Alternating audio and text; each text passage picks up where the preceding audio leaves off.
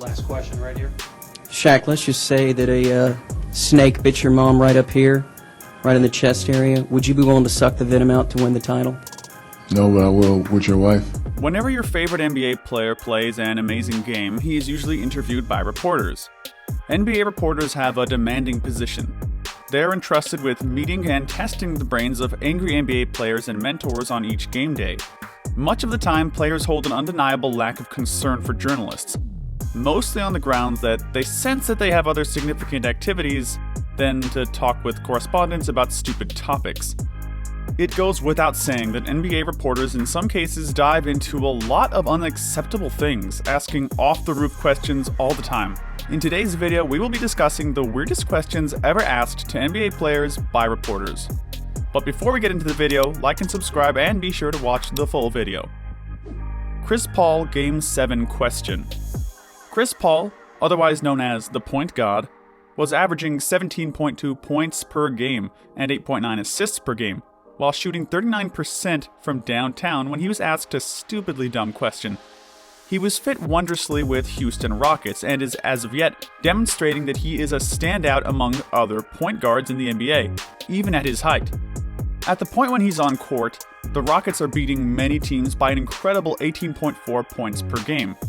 He has demonstrated that his praiseworthy playmaking abilities are what the Rockets need on their team, and it's helped them become a top group in the Western Conference, with eyes on the Warriors' prize.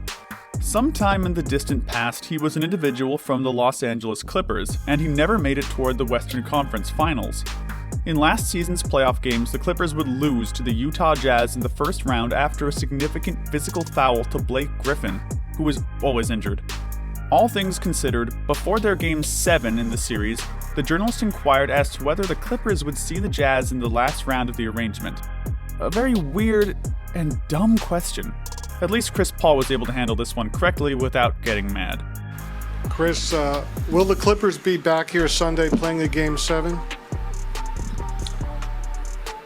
What?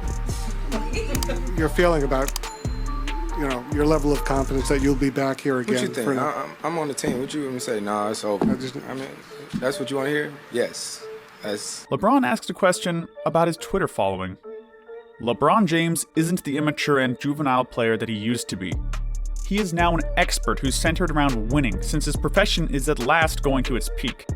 Nonetheless, LeBron James actually can do things that boggle the brains of everybody, including the media. He demonstrated this when he unfollowed the Cavaliers on Twitter. The activity deserved consideration, yet it likely ought to have never been referenced to LeBron James in any case. Why? He doesn't need to disclose to clarify all that he does. The correspondent's thought process in posing the inquiry was to diffuse the circumstance. Again, LeBron James doesn't need to disclose to the media about what he does on Twitter. No NBA player does. Ron, you may not like this one, and I'm not thrilled asking it. I'm obviously trying to diffuse this a little bit, but it appears that you unfollowed the Cavs on Twitter today, and it's caused quite a stir. Why did you do that, or what would go into that? Draymond Green Houston. Next question. Draymond Green is known as the Warriors' enthusiastic chief. He's straightforward and impolite. But this may have started from him being chosen in the second round. However, it has prompted negative outcomes in his career. I don't need to name them. However, I will. There are reporters out there who will, in general, pose stupid questions. And for the most part, they get savaged by the coaches. Particularly Greg Popovich. And at times, the players. However, there are a few subjects you just don't approach in any way, shape, or form. You don't generally get some information about legislative issues, or truly anything that may start a load of debate outside the universe of b-ball. That was actually the situation for one reporter who was making a decent attempt to get Draymond Green to state something disputable and controversial. He got some information about the Houston floods that have been going on and attempted to get Green to relate the floods with how well the Warriors have played, which is a crazy activity. Green wasn't having that, and he totally lit this person up. Obviously, this reporter had attempted a similar line of addressing during work on paving the way to Game 4 of the arrangement. That is the thing that truly lit Green's breaker. He totally exploded on the correspondent and let him realize that Addresses like that are totally unsuitable and scolded him like a small child. You win. Game 4, there was flood. You lose. And this year, you visit us. You asked me about the flood in practice the other day. It sucks. Stop trying to do that. That's not cool, man. You keep asking me the same question about this flood. These people are losing their lives, bruh.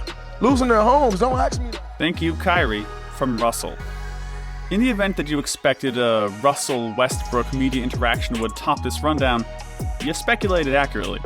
The media and Westbrook obviously disagree on what is an appropriate question, and they don't hear the equivalent clearly. In 2016, the Golden State Warriors played the Cleveland Cavaliers on Christmas Day. Kyrie Irving threw a game-winning shot in the game, much as he did in past NBA Finals. Incidentally, that was the year Kevin Durant joined the Warriors. After the Warriors lost the game, a video surfaced where Westbrook was thought to have said, "Thank you, Kyrie," concerning Irving's down-winning shot. You can be the appointed authority of what he said for yourself. Obviously, the game was humming that Westbrook apparently savaged the Warriors after a misfortune. They even attempted to clear it up by asking the man himself. That didn't go well by any means. What? What I look like, man? Okay. For real, man. Thank I didn't you. know if you wanted to clear Why would I anything ever up. say that? I didn't know if you wanted to clear anything up. I Hey, didn't what know up? what you were saying. What video? There's a video that the Thunder Twitter account tweeted out. What video? It's a video of you putting up a shot pregame, ran off and yelled I would something. never in the say no tunnel. other man's name like that, for one. Thank you, Kyrie. What do I look like, bro? Kyrie Irving, sidekick to LeBron? Question. What is Kyrie Irving known for? Is it his crazy handles, his incredible match-dominating shot over the Warriors, or his quiet executioner nature? It's all these things, and those are only the tip of the iceberg. He has astounding ability. He is a standout amongst other point guards in the NBA, and he is correct currently quieting the entirety of the critics that he had questions about a Robin driving his own group. It even seems like Irving has discovered his Teen Titans with the Boston Celtics, who were one of the best groups in their conference this season. These days it seems like even LeBron James misses the instability of his previous colleague, while he is willing his group to wins and losses alone at 33 years old. In contrast to a year ago, the Boston Celtics may simply get an opportunity.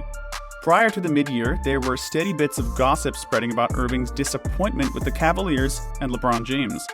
I accept that this question by an enthusiastic reporter showed that Irving was genuinely tired of being seen as a companion or sidekick to LeBron. How about we get something straight? LeBron James is 30 years of age. Kyrie Irving is 23.